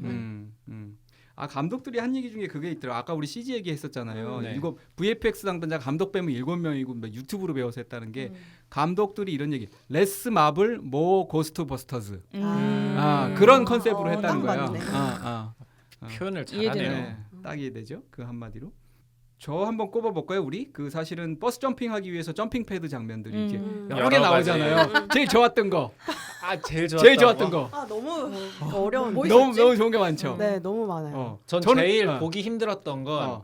손가락 사이에 오. 종이 종이. 네번 몇번 하는데 못 보겠더라고요. 맞아. 그게 제일 별로였어요. 맞아 그거 진짜 그러니까 보기 못 힘들었어요. 보기. 음. 네. 저는 그 저 트로피로 그거를 이제 딜도 삼아가지고 이렇게 넣어야 되는. 넣는 장면 와 너무 충격적이더라고요. 아, 맞아. 저는 그 두 너무 사람이 재밌대. 이제 그 막 발상 너무 재밌더라고요. 날아다니면서 하잖아요. 그것도 모자이크 치잖아. 그 너무 재밌었어요. 충격적 네. 진짜. 챕스틱 먹는 게 챕스틱 맞죠? 먹는 거. 네. 저는 그게 저는- 맨 처음 나오죠. 전 난 저게 진짜 처음에 뭐 하는 뭐 건가 하는 싶었어. 짓이지? 뭐 하는 건 줄 알았어요. 뭐 하는 껌처럼 씹잖아요. 어. 근데 너무 그거 너무 보기 힘들어. 초콜릿으로 만들었대요. 아 그래요? 네. 좀 다행이네요. 그리고 처음은 그 아마 그 신발 거꾸로 바꿔 신는 신기였던 거. 거 귀여웠어. 같고 갈수록 심해졌어요. 심해지지. 뒤로 그다음에 갈수록. 이제 콧물을 입에다 이렇게 넣기도 넣어주기. 있고 발냄새 이렇게 맡게 해주고 코 핥고 사랑해요. 너무 재밌지 않아요? 파란 거 그러니까 이것도 이제 진짜 너무 힘들었어요. 오랜만에 이 화장실 유머가 나오는 그런 맞아. 정신없이 나오는 뭔가 그게 계속되면은 좀 그런데. 그런데 딱 그 장치로만 사용되니까 되게 유쾌하다는 느낌을 받았습니다. 그리고 그런 게 처음에는 좀 길게 보여주잖아. 립밤도 오랫동안 먹고 막 신발도 나중에는 순식간에 그냥 영화에 맞아요. 묻혀서 지나가기 맞아요. 때문에 더 괜찮은 것 같아. 알아채면서 저게 뭐였구나. 이제 그막 이러면서. 동시에 막 하잖아요. 동시에 발전. 그 장면 맞아, 너무 맞아. 좋지 않나요? 슬로우 걸어가지고 막 이상한 행동들을 하는데 그런 게 참 재밌었던 것 같아요. 자, 이 정도로 영화는 얘기를 해보고 이제 다른 분들의 얘기를 들어보겠습니다. 전문가 및 일반 관객 평점 및 리뷰 시간입니다. 네. 그런 생각 드네요. 이거 영화를 안 보고 지금 우리 이야기 듣는 분들은 지금 뭔 소리 하는 거야? 머릿속으로 지금 어떤 영화를 그리고 뭐 있을지. 챕스틱이 지금 언제였다는 거야? 얘들이 뭐라고 하는 거야 이럴 것 같긴 한데 일단 보셔야 될 것 같고 전문가 평점은 상당히 좋습니다. 거의 근래 이렇게 10점이 있어요? 10점을 두 분이나 줬더라고요. 네. 한번 차례대로 읽어보겠습니다. 네. 이은선 평론가 7점, 진정한 대혼돈의 멀티버스. 우리가 딱 아까 그 말한 얘기네요. 거랑 맥락이 같네요. 이런 다중우주 또 없다. 이지혜 평론가 9점, 이 우주에 어떻게 이런 영화가. 김수영 평론가 10점, 한 사람의 인생을 충분히 이해하기 위해 필요한 수백 개의 우주. 배동미 평론가 6점, 강인하고 아름다운 장면과 과도한 편집술이 all at once. 그다음에 10점이 이분이 10점이구나. 이자연 평론가 10점. 그럼에도 우리의 삶은 오직 한 번이어라. 정재현 평론가 8점. 초고온, 초고밀도 양자경의 대폭발 무한 팽창. 블랙홀에 비유하신 것 같습니다. 이용철 평론가 7점. 모녀지간은 세탁소와 국세청 사이보다 멀까 가까울까. 모녀로 읽으셨네요. 그다음에 관람객 평점은 저 맥스가 예상한 것처럼 10점 아니면 1점이에요. 아주 극단적인 10점을 주신 분들은 진짜 극찬을 하셨어요. 몇 개 읽어볼게요. 10점. 엄마는 종종 다른 세상에 빠진 듯 생각에 잠긴다. 하지만 언제나 나의 부름에 돌아온다. 이거 되게 저 이거 너무 좋았어요. 이 평 너무 좋은 것 같아요. 예. 그다음에 9점. 다정함이 온 우주를 구하진 못하더라도 나와 내 세계는 붙들어줄 수 있지 않겠는가. 또 9점 마블이 그동안 하지 못했던 것을 양자경이 혼자 해낸다. 그다음에 10점 당신이 그 어떤 엽기적이고 미친 상상의 나래를 펼쳐놓아도 이 영화는 그것 이상이다. 이 띵작을 제작한 A24의 경의를. 그다음에 10점 B급인 척하는 S급 영화. 10점 결국은 우리 모두의 인생 이야기. 9점 양자경 아니면 안 되는 영화. 이 영화의 진짜 제목은 양자경의 멀티버스가 맞다. 8점 영화가 주는 메시지가 좋았다. 10점 이런 어이없고 사랑스럽고 폭발적인 인생, 삶, 내가 뭘 본 거지 싶을 때 눈물이 난다. 아주 좋은 또 몇 개 더 있네요. 10점 삶의 진리를 아이폰 광고처럼 만든 미친 영화. 약간 약간 또 스피디한 그런 뭐 그런 느낌이네. 느낌이 있긴 하네요. 네. 또 그랬습니다. 또 몇 개만 더. 10점 세상을 구하는 건 마블이 아니라 마더. 9점 이 혼란한 연출 속에서 이만큼의 감동을 끌어낼 수 있다는 게 놀라울 뿐. 웨이몬드 얘기가 너무 없는데요. 충분히 높은 평점을 들려드렸으니 이제 1점으로 네. 한번 가보겠습니다. 굉장히 화가 나신 분들이 있더라고요. 1점 너무 괴로웠음. 보면서 너무 재미없어서 내가 왜 이걸 보러 왔나. 계속 한숨만 나왔고 1회차 맥스 아니에요? 죽고 싶었어. 시간의 매몰 비용 때문에 끝까지 본 게 오히려 가장 후회되는. 중간에라도 나갔어야 했다. 1점 희대의 망작 성냥팔이 소녀 재림 2편을 보는 느낌이었다. 아이고야. 초반은 그럭저럭 볼만했지만 영화 보는 내내 지루하고 개연성 없고 뜬금없는 전개에 이런 생각이 들었다. 영화적 재능을 이런 식으로 낭비할 수도 있구나. 또 1점 이해를 못하는 건 아닌데 이건 킬링타임도 아니고 재미도 없다. 그다음에 또 4점 하고자 하는 말은 알겠으나 꼭 이렇게까지 엽기적으로 보여줘야 하나? 예술쟁이들은 좋아할지도. 그다음에 우리 평점에 따라서 음. 우리를 규정하게 되겠군요. 예술쟁인지. 또 되게 재밌는 거가 하나 있었는데 뭐 그런 평점이 하나 있었거든요. 그 와이프랑 데이트 무비로 갔다가 싸우고도 나왔다. 그런 것도 있었는데 하여튼 근데 사실 조금 낮은 평점 중에 제가 지금 못 옮기는 이유가 약간 혐오 발언이 조금 있었어요. 중국인이라든지 이제 아니면 동성애에 대한 혐오 그건 영화 자체에 대한 건 아니었어가지고 하여튼 되게 화가 많이 나 있는 분들이 많았습니다. 네, 그렇습니다. 바로 그런 영화가 되겠습니다. 자, 저희 평점 한번 내려보시죠. 이거를 누구부터 가면 재밌을까? 일단 라미는 재밌게 봤다고 했고 노시스는 약간 애매한 것 같고 맥스님부터 가야 재밌을 것 안군도 맥스가 오늘 피날레예요. 피날레? 누구부터 할래요 그러면? 저는 3.9입니다. 제가 저번 영화에 3.7을 줬거든요. 그 사랑할 땐 누구나 취하게 된다. 그거보다는 좀 더 제 취향이었고 한 번 더 볼 의향이 있어요. 네, 안군. 저는 올해 영화라고 할 수 있을 것 같아요. 올해의 영화. 그러니까 헤어질 결심이 어쨌든 최고였는데 그와 비슷하지 않을까 싶어서 5점을 주겠습니다. 와. 예술쟁이네요. 예술쟁이. 어쨌든 예술쟁이. 5점 주겠습니다. 네, 노시스. 저는 제 취향은 아니고요. 다만 일단 4점을 줄 건데 이건 많이 주네. 이 정도로 크레이지한 영화가 완결성 있게 나오는 건 결국 실력이라는 생각이 들어서 두 감독에게 바치는 4.0인 점수입니다. 맥스님 지금 좀 혼란스러우신 것 같아요. 혼란스러워. 되게 혼란스러워 지금. 어떤 걸로 가야 되는지 길을 막 찾으시는 것 같은데. 이거 오기 전에도 헷갈렸는데 지금 더 헷갈리고 있어 지금. 이거 어디를 가야 되나 이거 지금. 사실은 이게 제가 1차 시기에 때 1회차 때 그때 기준은 2점인가요? 2.9점입니다. 2.9. 1차 때 2.9점이고 2차 때 한 3.8 정도라서 되게 높네요. 네, 그 중간이면은 또 중간을 잡아요.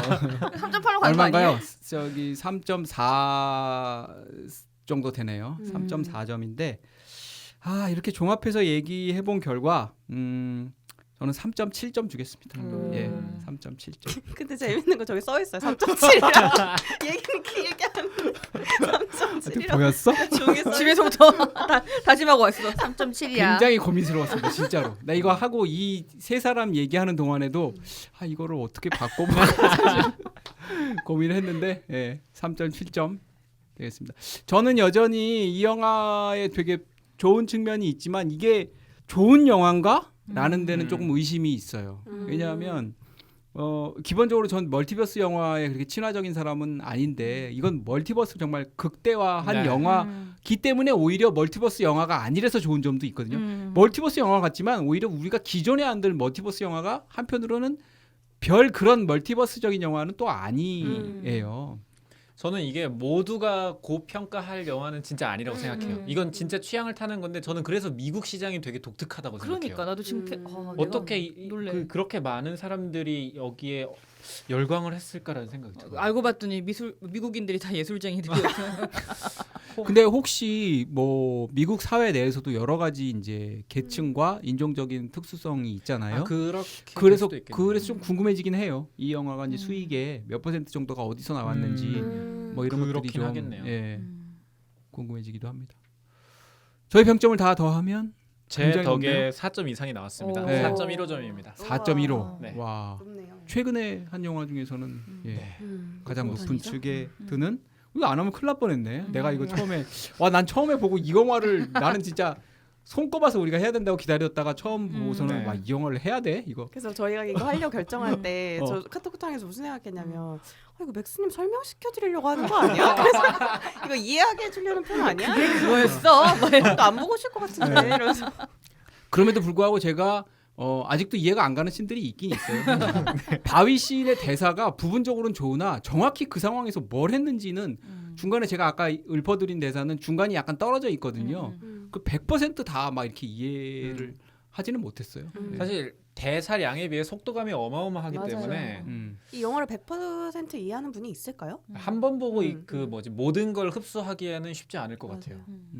제가 처음 봤을 때는 이 영화를 그 멀티버스를 이해하기 위해 굉장히 많이 노력하다가 짜증이 났던 것 같아요. 그러니까 이건 그냥 어. 근다차오로 넘어가야 돼. 맞아요, 맞아요, 근다차, 맞아요. 팁을 근다차. 드린다면 그걸 너무 이해하려고 하지 마세요. 이게 그냥 왜 흐름에 이렇고 맡기시면 도대체 알파 월드는 또 뭐 어, 알파 유니버스는 또 뭐고 뭐 거기서 막 누가 나오고 뭐 이런 거를 너무 이해하려고 하시면 지칩니다. 짜증도 좀 나고. 네.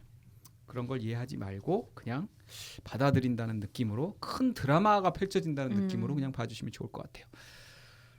자, 저희는 여기까지 했습니다. 책영사 170회 A24의 Everything Everywhere All at Once라는 영화를 다뤘고요. 끝까지 정주행해 주신 책영사단 여러분 고맙습니다.